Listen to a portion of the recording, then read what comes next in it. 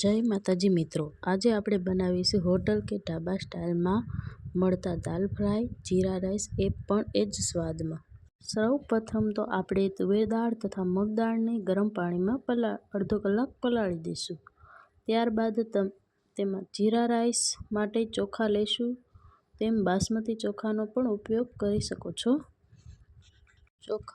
ચોખાને પાણીમાં ઉમેરી થોડી વાર માટે રાખી મૂકીશું। જીરા રાઈસ બનાવવા માટે હવે આપણે પ્રેશર કુકરમાં ઘી ઉમેરીશું। ઘી ગરમ થાય ત્યારબાદ તેમાં જીરું ઉમેરીશું। થોડી વાર બાદ પાણીમાં પલાળેલ ચોખાને કુકરમાં ઉમેરીશું। સ્વાદ મુજબ લીંબુ તથા મીઠું ઉમેરવું। ત્યારબાદ ઢાંકણ બંધ કરી 3 સીટી થવા દઈશું। હવે જે મગની દાળ પલાળી હતી તેના ઉપરની ફોતરી સાફ કરી લઈશું। તમે મગની છડી દાળ પણ લઈ શકો છો। હવે દાળના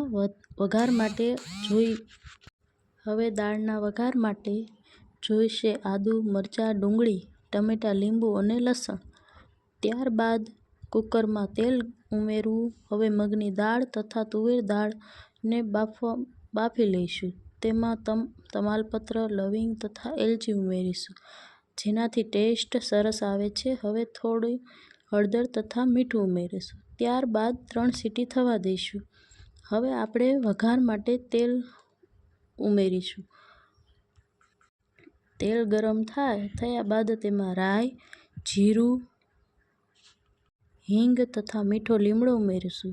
ત્યારબાદ ડુંગળી, મરચાં, ટમેટાં, બારીક લસણ ઉમેરીશું।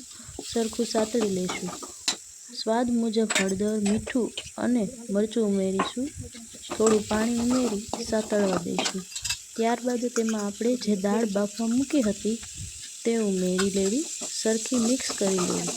હવે દાળને તડકા મારીશું। તેલ ગરમ થયા બાદ તેમાં રાઈ, સૂકા મરચાં તથા કાશ્મીરી લાલ મરચું ઉમેરીશું।